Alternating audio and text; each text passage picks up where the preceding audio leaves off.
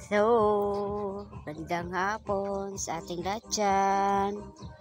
Yung mga tanim kong halaman. Ayan, nadagdagan na naman yung mga halaman ko dito sa tagiliran. Sana huwag masira ang mga kambing. Diyan ko na siningit yung 4 na paso. Maganda kasi mga halaman dito sa tagiliran eh.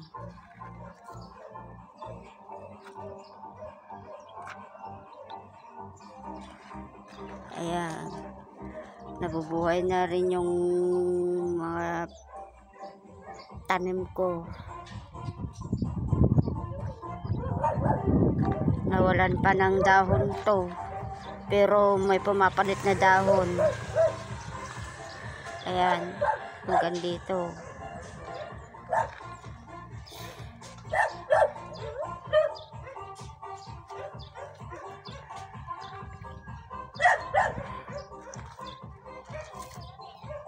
Okay mga guys, salamat po sa panonood.